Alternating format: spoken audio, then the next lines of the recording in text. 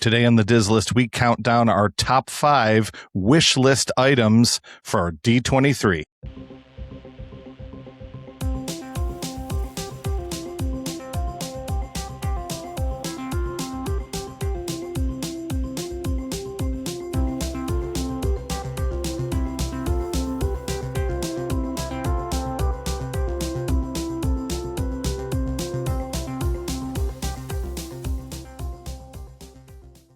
Welcome to the Diz List, a podcast that lists everything in Walt Disney World. I'm Nick.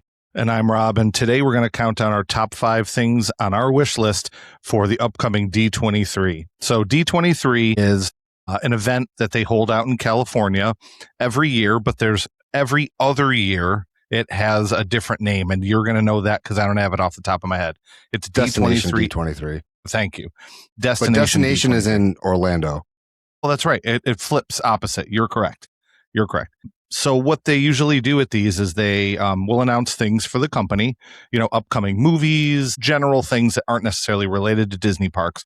But they have one specific day where they talk about what is coming to Disney parks. And every other year, and we're on that year right now, they usually make larger, bigger announcements. And then on the off year, which was last year, they sprinkle in a little bit. We didn't really get a ton last year, so we weren't expecting it either.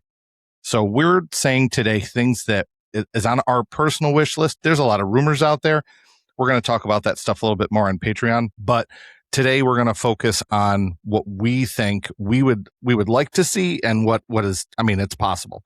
There's other things that I wish would happen that are probably totally impossible. But I think this kind of fits within that kind of area. So how did you approach this? Kind of the same way? So my list, some of the things on my list are potential. Like, I have 2 things on my list that you're going to be like, that's kind of a cop out because I kind of bundled stuff. Sure. Right? Well, no, I did too. So for at least one of them. So imagine if I said, hey, my wish list is remodeling my house, right? Now Sure. That's pretty vague. So the question would be like, what are they remodeling? I have some specifics, because I do have large groupings of things like do this needs attention, and it's more than just a ride, if that makes sense. So, well, I'll just say this now. We've talked so much about a 5th gate. I'm not so sure that's coming. Yeah. Okay. Nick's making a face too. We're on the same page here. It's it's not happening. I wish. I'm just getting that out of the way now. So and something that I've talked about a lot. We had a whole episode on 5th gate one time, just letting people know that's not really what we're doing here. We're doing more realistic things that are going to happen in the 4 existing parks. Or at the least just something we hope happens in Disney World. Yeah. So resort wide Disney World, what we wish would happen and that are feasible. Like, these are all the things on my list are feasible things. Some of them have been rumored.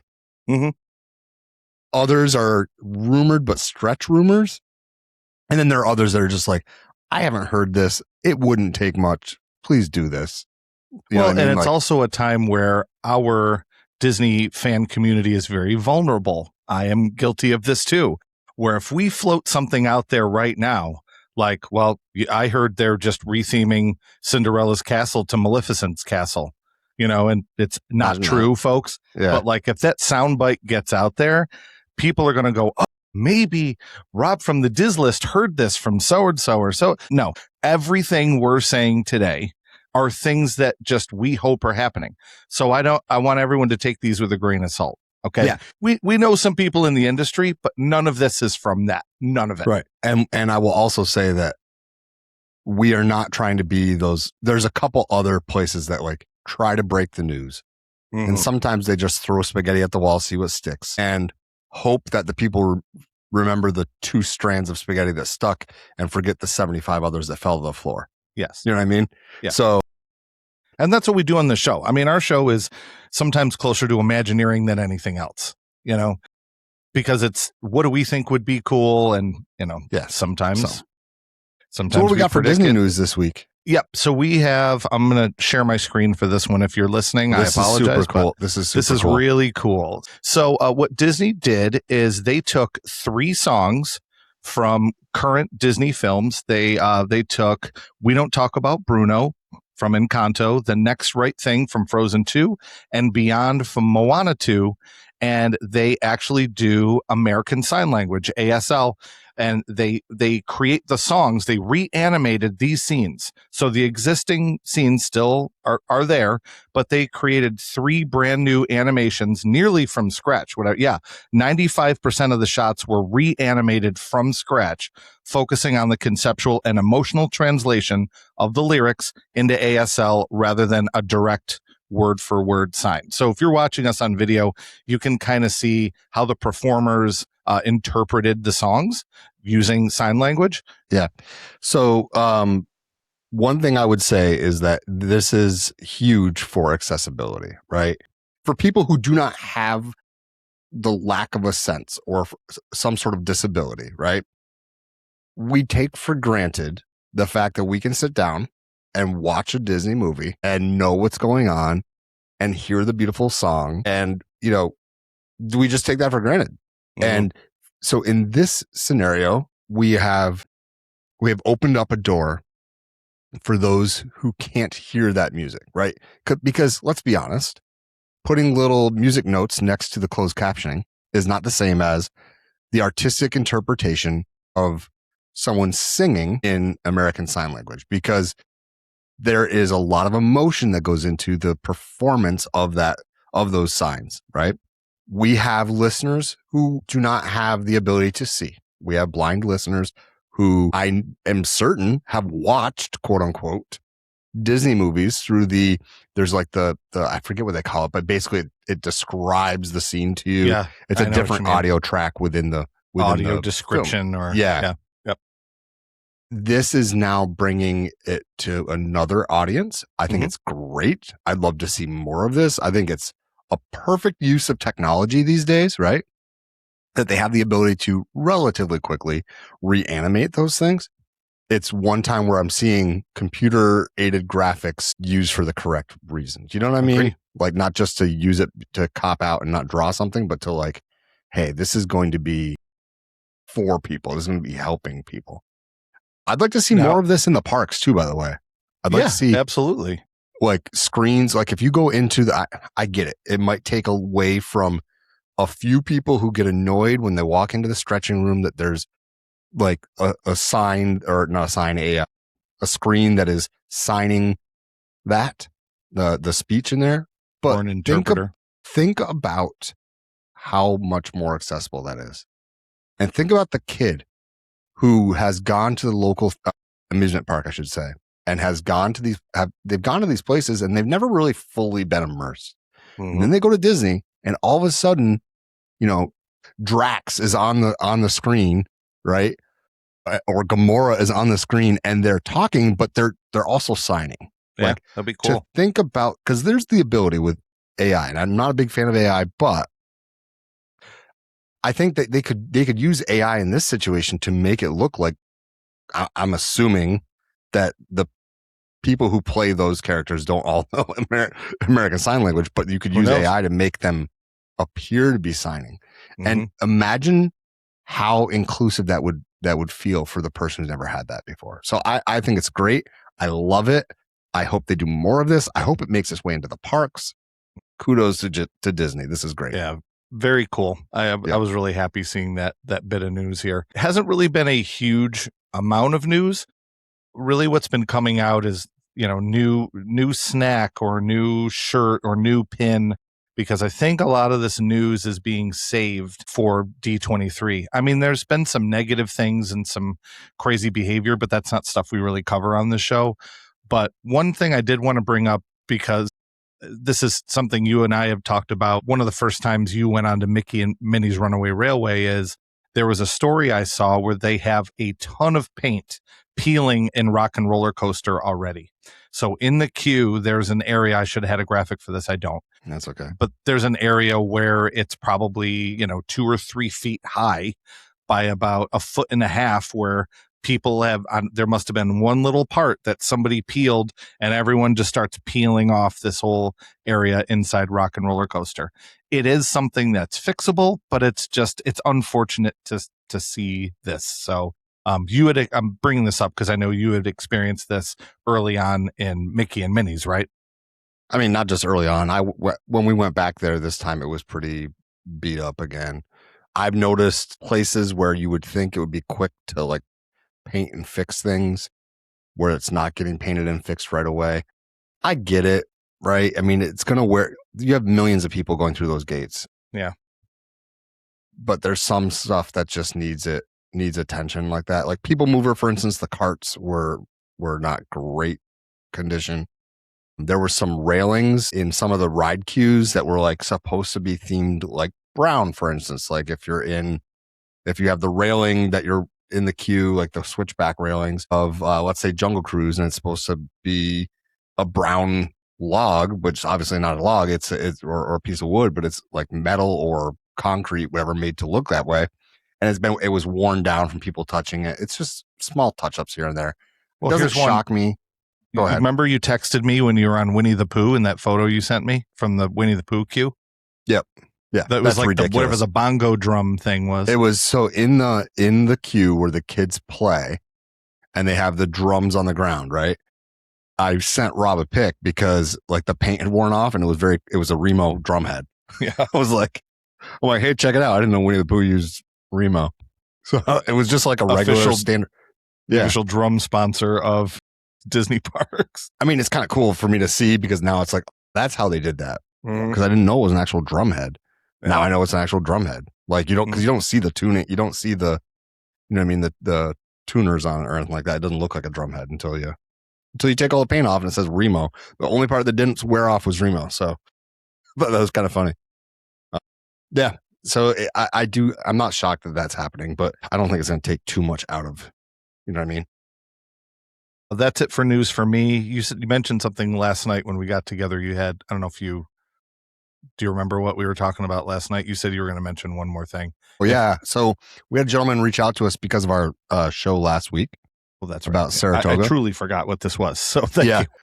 Yeah, he was a listener who is also researching some of that stuff, some of the architecture, and mentioned that basically you're not wrong, they're not wrong, but it goes a little bit deeper than that into the Hudson Valley. So Saratoga Springs is, I mean, I wasn't far off by saying Main Street was based on Saratoga Springs, but you got further information. So you got the information. Yeah, I don't want to spoil too much of the information because he's working on his own separate project. Great. But maybe we can dive deeper into that later. But basically saying that like if you start to look at that architecture and look at the architecture of main streets in the Hudson Valley, like in Beacon or Middletown or, you know, those kinds of towns that are just north of the city. I say just north, but they're like, you know, they're north of the city. They're commuters. People live there and commute to the city. Those types of main streets often, like, their architecture matches up very well with Main Street USA. And cool. Once he mentioned that in his email, I was like, oh my gosh, you're completely right. I have family who grew up in Beacon, so I was there frequently and I can see it. Beacon, Fishkill, Morristown, stuff like that. All right. Well, that's it for news this week. I'm just excited to get to our list because this is going to be really fun. So we can head off to the halftime show here. I'll let you take care of that. And then I'm just excited to do our list today. Yeah. Our halftime is always brought to you by our patrons, but it's also brought to you by our sponsors. So pay attention to this advertisement. Click the link in the description below because that will help support the show in addition to just listening to us. Also, I want to have a call to action here. If you could please follow us on whatever platform you are listening or watching on, that would be extremely appreciated as well. So give us a thumbs up and a subscribe, and then also visit our sponsors. We'll see you after the break. All right. Before we jump into today's list, we've got to talk about how you can actually do all this stuff we keep ranking. Yeah, because dreaming about deluxe resorts is fun, but paying for them is slightly less fun. That's where our friends over at DVC Rental Store come in. If you ever wanted to stay at places like Polynesian, Boardwalk, Animal Kingdom Lodge, this is the move. You can rent DVC points and stay in these deluxe villas for way less than booking direct through Disney. We're talking bigger rooms, better locations, and some serious saving money. So if you've ever said, we'll stay deluxe someday, that someday should probably be your next trip. I feel like I say that every time. And once you've gotten that dream resort locked in, you might want to figure out, what are we actually doing all week? Enter Be Our Guest Vacations. So these are real Disney experts. Well, so are we, but they are too. But they'll plan your trip for you: dining, lightning lane strategies, park plans, all of it. Listen to our show, but these guys know what they're doing too. Best part, it doesn't cost you anything extra to use them. Which means less stress, fewer mistakes, and more time arguing about ride rankings like we do. And finally, let's talk tickets. Because Disney and Universal tickets are not getting cheaper anytime soon. That's why we recommend and use Unlock Magic. They offer discounted tickets to both Disney and Universal parks, so you can save money before you even walk in the gates. Which means more budget, for snacks. Or lightning lanes, or just, like another trip. So if you're planning a vacation, check out DVC Rental Store, Be Our Guest Vacations, and Unlock Magic. We've got links in the description. Go support the sponsors that help support the show. And now, back to the list. Welcome back. This half of the halftime show, this half of the show, after the halftime, you know what I mean. This half of the show, we're going to be talking about the top 5 things that we wish will be announced sometime between the 14th and the 16th. We have the Parks and Experiences panel, which is the big dog that we really pay attention to. I have one thing on my list that probably isn't a Parks and Experiences thing, but I do want some announcements from. But it has to do with Disney World, so we'll get there. We'll get there soon too, because it's early on my list. But what are you thinking here? What's your number 5 wish? So before I get to that, first is there's been a lot of rumors out this week of people think they know what is going to be announced, and we also last week I'll get to my point, I promise. And then last week we sort of went through what we don't know yet that they've announced but haven't solidified. My list doesn't have a lot of that stuff in it. And again, if you are a patron, or if you would like to be part of our Patreon, we're going to have that discussion over on our Patreon station.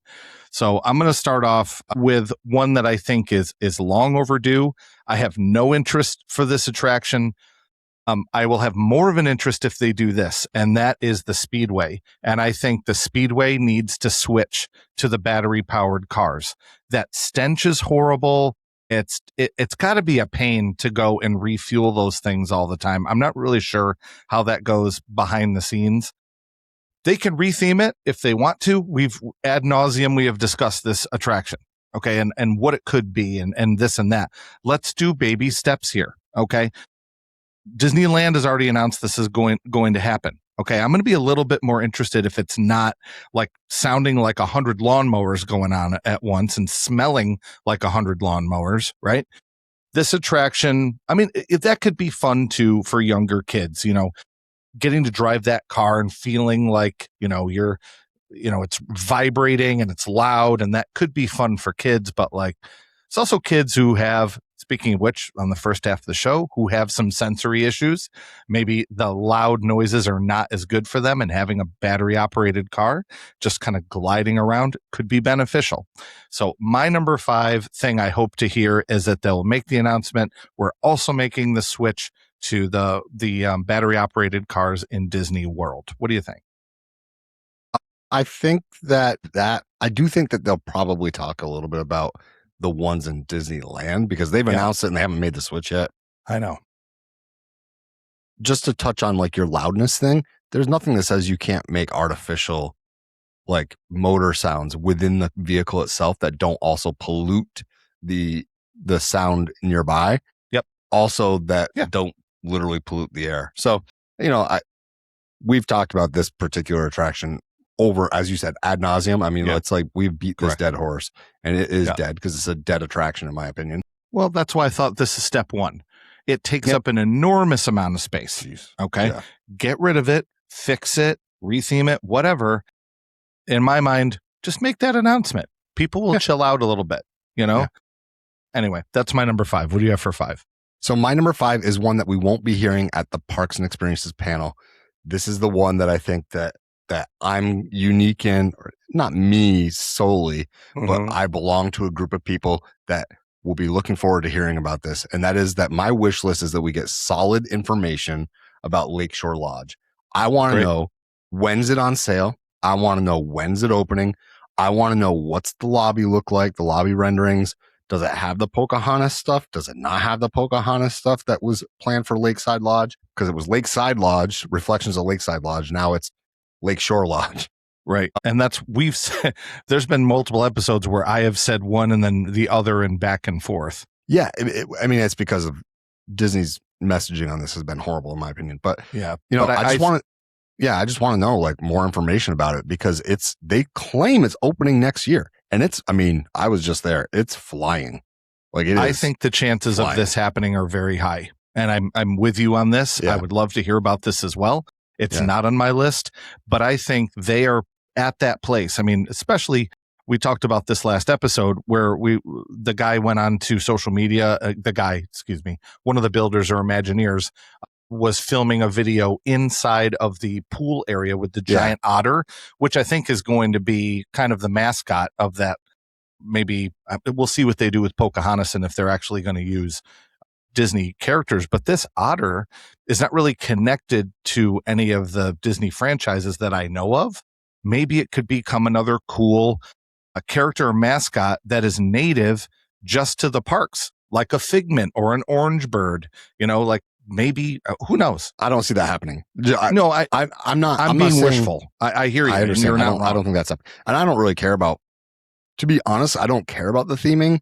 I care about that it's consistent throughout the building, but I don't care if it's themed to a particular IP. Sure. The one thing the one reason I'm thinking it could potentially get delayed and not announced, a lot of it, is if when they're saying 2027, they're talking end of 2027, at which point they could wait until the December DVC annual meetings. I don't think it's going to be then. And here's why I don't think it's going to be then, because if it's opening in 2027, 11-month bookings will happen prior to the meeting. Yeah. Right. So you're thinking like a DVC owner. I'm not. That makes sense. So like there's no way for them. I don't think there's a way for them to do that. I want to know, because I want to know if the incentives are going to be good enough that I would want to purchase. Sure. Because if the incentives are good enough, I might sell off one of my poly contracts and buy in their direct. There's benefits to having direct, like the fact that I can't use my points at Lakeshore Lodge. I can't use my points at Riviera. But if I have direct points, I can use direct points there. So it is something I'm looking forward to. So that's my number 5. I know it's not a park or whatever, but that's why it's lower on my list. It's not super exciting, but it's something I care about. So my wish list is information about Lakeshore Lodge. My number 4 is sort of parks, but not. And we've talked about this a long time ago, and it popped in my head when I was creating my list the other day, is the Skyliner expansion. I would love it if they would say, okay, we're going to take the Skyliner and we're going to make another hub. Let's say, for example, not saying this is where it needs to be, but right next to the Riviera there, the one that's also part of Caribbean Beach. Okay. Let's say the one right next to the Riviera, they make that a bigger hub, and then that extends up and over to Disney Springs, and or from Disney Springs, then you can connect. There's so many more resorts that are sort of above that Disney Springs area. So directly above Disney Springs, you have Saratoga Springs. You have Old Key West right next to that. A little further down, you have all of the, I was going to say New Orleans resorts. Help me out. I didn't have enough coffee yet. The Port Orleans? Port Orleans, thank you. Riverside and... Correct. Yeah. And then if you go a little further, you can get up to, camping and Wilderness Lodge and all that too. Anyway, let's get back to my point here is I think Skyliner has really proven to be an excellent form of transportation. Okay. Just don't dance on it and you're going to be okay. You got to be safe inside of the Skyliner, please. Oh my God. The people dancing on it. That's wild. But I think this has really been proven as a really amazing form of transportation. And I also like to compare it to, and this will make sense when I say it, it's just like an Omnimover, almost like an Omnimover when you're going through Haunted Mansion or you're going through The Little Mermaid. It gets so many people to where they want to be much quicker. So I'm hoping that they'll say, we're going to be expanding the Skyliner, or maybe all the way down. Maybe it's opposite. Maybe it goes from Hollywood Studios down to Animal Kingdom. Because and then there would be a way where you could get to all 4 parks using either monorail and then switch to switch to Skyliner. I don't know. think you're more apt to see that. Sure. Okay. Is what I would say. Because you're connecting with the other parks. Yeah. Because Disney Springs, you're spending money, but the money is going to outside parties. If you go from Epcot and Hollywood Studios, and you draw a line from Epcot to Hollywood Studios, where the basically the Skyliner connects to Hollywood Studios, right? Yeah. And then you draw a line to Animal Kingdom. You also pass by Blizzard Beach. So, okay. Yes, you do. And you have the resort. Coronado Springs is there too. Right. And you've also got Animal Kingdom Lodge. So I think that's the no-brainer way. I didn't put this on my list because I wasn't really thinking that direction. Yeah, I was trying not to go to a new attraction. No, I'm trying to think. I think that's great. It does kind of fall under my number 4. My number 4 is Animal Kingdom, basically kind of like what's going on at Animal Kingdom. Okay. Some Animal Kingdom love. So Animal Kingdom, I want to get, my wish list is to have actual dates. So I know when those attractions are opening over in Tropical Americas. Okay. But in addition to that, something I do think could happen, probably will happen. I don't have specialized information, but I've heard rumors from some corners of the internet, will say. I think we're going to hear, so this is also a wish list part. I think we're going to hear about those dates. Yes. But I think that along with those announcements, when they're talking about Animal Kingdom, you're going to find out that they're doing a new nighttime spectacular, and that new nighttime spectacular is going to then mean that the park is going to stay open later. I think all along the Disney Springs drone show had been a way for them to test things with drones. Interesting fact, when I was on my elephant tour thing, right? When I did the Caring for the Giants, the gentleman who was leading our group, Francis, told us, I should say, that the keepers will pay attention to what is in the elephant and other animal feces, and it tells them how stressed the animal is. There's a particular chemical that is given off in a body that shows up in the waste that they can then tell how stressed the animals are, and then they look to see whether or not a nighttime spectacular had caused it, or what changed that all of a sudden this particular chemical had went up. I wonder if the drones testing in Disney Springs was first to see if they actually worked. There's potential they could be testing drones that we don't know about. How would you see, right? They could be testing drones in there with no lights on, just to see if the animals are bothered or stressed by the noise of the whirring blades. I think that we could potentially find out. Well, one, I want to know the dates and more details about the rides, but I think that we're going to find out about a nighttime spectacular over at Animal Kingdom. That's on my wish list, because if there's a nighttime spectacular at Animal Kingdom, you know what that means? It's got to stay open later. It's got to be stay open later. So that's my number 4. Number 3 for me has been kind of a rumor that has been around for a while, but it's sort of reared its head again recently, and I decided to put it on my list despite the fact that it's on a lot of people's rumors list, and that is a new EPCOT hotel. And I was talking to you about this last night a little bit when we were hanging out. I would love for an EPCOT hotel to be at the front of the park, and imagine if it was over to the right-hand side. That would make it very, very close to the seas. Can you imagine? And I'm sort of retheming, sort of not here. Can you imagine putting in a hotel that actually connects with the seas, so that you could have a whole part of the hotel where you have that giant aquarium? So there would be an entrance to the park, and it wouldn't be connected to the aquarium, but imagine you come in the lobby and that main lobby is wide open and you can see into the aquarium from the opposite side. I don't even know if that is possible. It's just something that I had pop in my head, because I know that when you're looking at the footprint of EPCOT and you're looking from the top, the seas is in the front and over to the right, far over as you can go. The buses kind of pull into that area, which could also be rerouted. But imagine if that whole bus area was gone and they put a hotel there, and there would be an entrance. So that would create a third entrance to Epcot, and this is what I told you last night. If you think of California Adventure, there's three entrances to California Adventure. You have your main one. You have the one over in the Bear Country area by the Grand Californian, and then you have the entrance in the back corner over by Pixar Pier. So now kind of picture how this would be an Epcot. Main entrance to the right into an Epcot hotel, and then in your back corner over by the UK Pavilion. Is it a pipe dream? Sure, but I would absolutely love to be able to stay in a hotel where you could have access right into it and then have a giant wall. I mean, if they put it in there, it would have to be close to the living seas either way. Thoughts on that? Crazy? Possible? What do you think? I don't think it's as crazy as you think it is. Are you looking at the map? Is that what you're doing? Yeah, I just pull up a satellite map. So I don't know that seas would be where it is.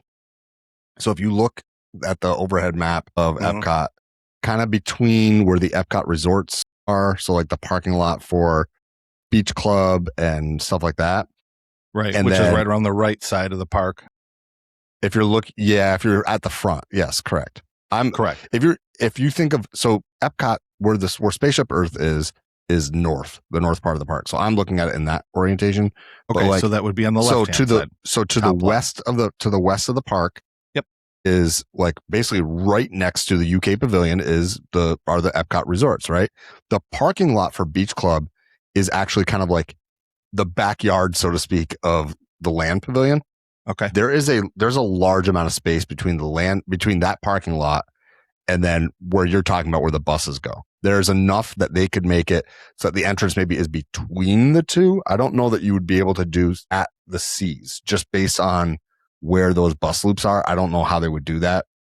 I think it would be a cool theme for a hotel, though. You know what I mean? There is definitely some.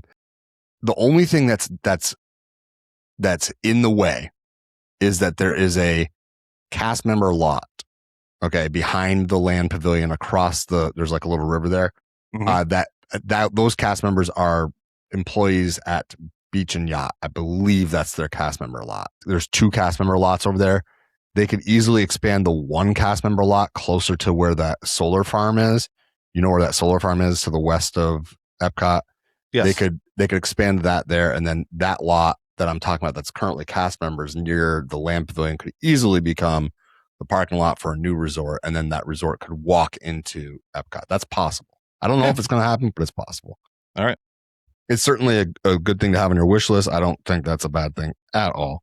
My number 3 is something that I think we're going to find out about. And this is one of those ones that is going to be quite, I don't want to say controversial because I don't think it's going to be controversial. There might be some upset people, but it's a Tomorrowland makeover. Okay. So I think we're going to find out that what they've done with Buzz, what they're currently doing with Carousel is part of a larger makeover. Yes. And the reason this is going to be controversial is because Disneyland people are going to lose their mind if our Tomorrowland gets a makeover before theirs, which is in a bigger need of it. Yeah, theirs is pretty dated. So there's the rumors about Space Mountain. I think you're going to find out about that. Along with Space Mountain, you can't have a ride that goes through another ride running. So if you're taking down Space Mountain, you have to also take offline People Mover. Does that mean People Mover gets updated in some way, shape, or form? I don't want it to go away. Listen, Disney, do not take away my People Mover.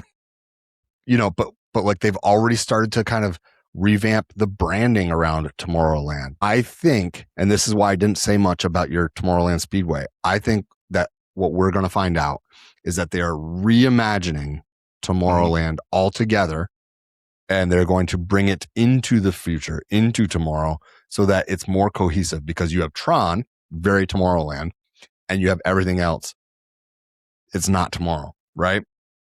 So I think that tomorrow, my wish list, and I also think it's very plausible, and I would say I won't go to probable, but I would say that if I was going to put money on it, I would expect to get a 50-50 back. You know what I mean? Like, yes. Like I think this is an even like coin flip that we could be finding out. Now it's going to be controversial because of 2 things. 1, people don't want Space Mountain messed with. And 2, Disneyland people are going to be mad. Big mad if we get a Tomorrowland update on the East Coast before they do. My number 2 is literally this. Okay. Yeah. So I put Space Mountain and People Mover refurb. I had a couple little points I wanted to make that you didn't mention. I don't think this is going to happen, but it is possible that they could retheme it to Hyperspace Mountain, which is the Star Wars overlay that they do out in California. They could do a permanent retheme to Star Wars. Possible, but I not probable. One thing I did want to say is the one out in Disneyland, they have side-by-side cars, and in Disney World it's individual. It's three people in a line, but in out west it's the other way. But here's the difference. In Disneyland, there's one track and it's wider. I'm wondering if, and maybe this isn't possible, can you do 2 tracks like we have in Disney World intertwined, smooth out the track, and then make the car so you can fit 6 people instead of 3? Can you do both and make it so you're going to get that many more people through this attraction that much faster? May not be possible, because once you do that, you're doubling the width of the track, and that takes up more space. So I don't know what the extent of that is. That's just the only note that I put in there. Is that possible? So, Have you been on People Mover before when the lights are on? No, but you have multiple times. Yes. And I don't know how you've been that lucky. I would say that there's probably enough room if they reconfigured the whole thing to still do 2 tracks and double it.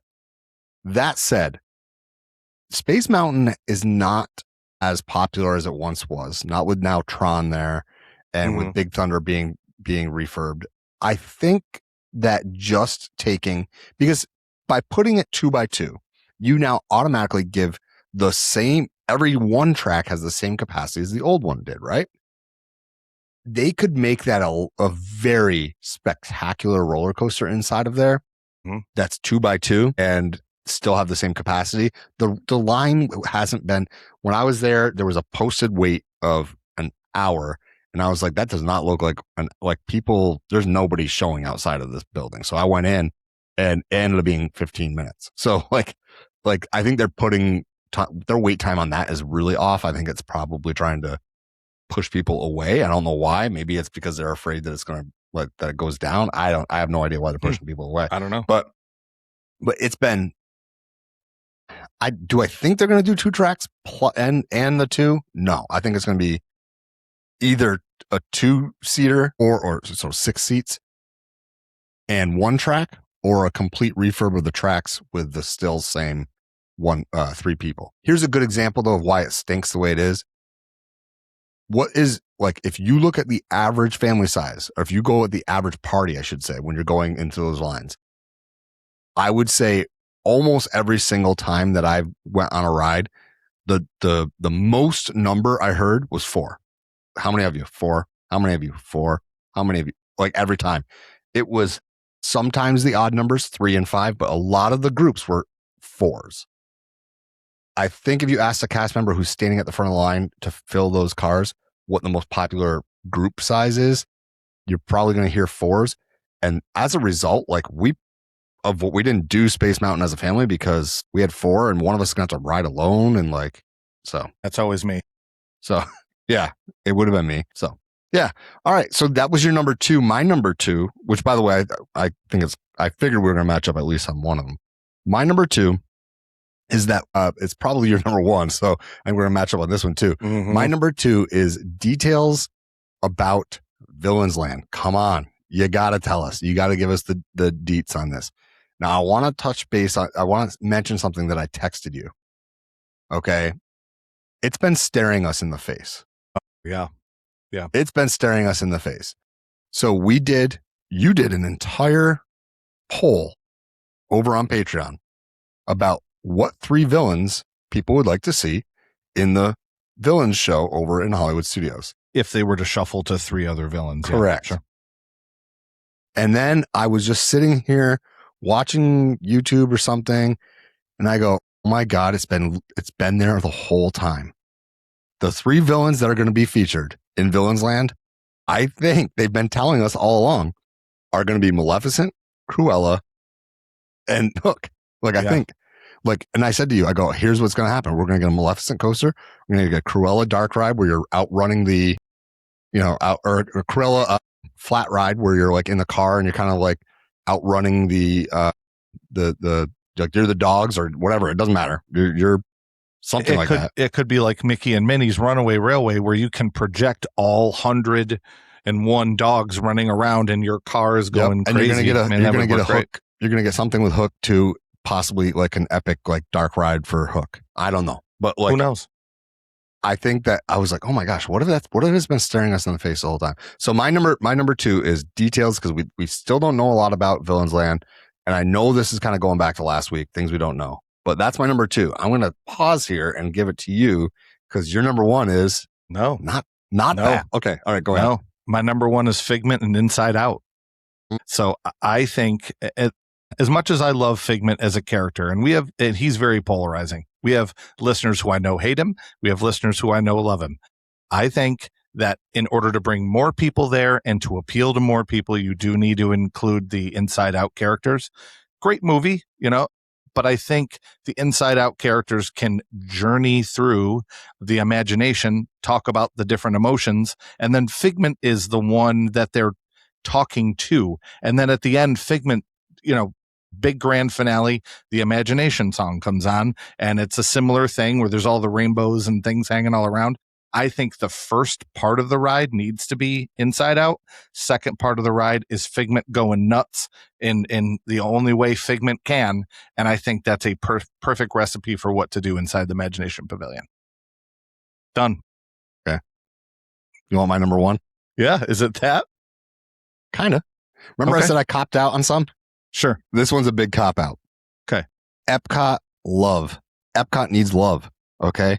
Which could include this. So listen, sure. Yes. Yeah, sure. It's on my list. Figment needs to be fixed. Mm-hmm. Inside Out needs to be in there. The Play Pavilion, what the heck, dude? That's a big empty building. Yeah, big empty building. I'm sorry, but like Spaceship Earth is in rough shape. It took me like 20 minutes, 30 minutes to get through there last time. Yeah, the stupid like scene that they take your picture and then at the end you get this. It's lame. It doesn't work ever.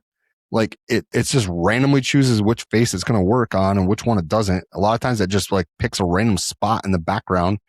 Like, I don't get it. Get rid of, like, fix that. Fix the narration. Give us finally the refurb you wanted to do on Spaceship Earth. You might think, oh, it's losing a lot of capacity. That ride does not have a long wait as it is because it's not super popular right now. Okay. Yeah, I get it. Kids don't like right? it. Listen, I completely understand. It's going to take some capacity offline, but that's okay. What else do I want at Epcot? I think we need to find, look, Cool Kids Summer is a success for Disney. We can admit that. But Cool Kids Summer is resort wide. Announce a Summerfest. Announce it. We don't, like, I thought it was going to be fun going to Epcot finally again, because it's been a long time since I've been to Epcot without a festival. Dude, it was awful. It was like, I was like, okay, like the regular I guess I can go get a regular taco.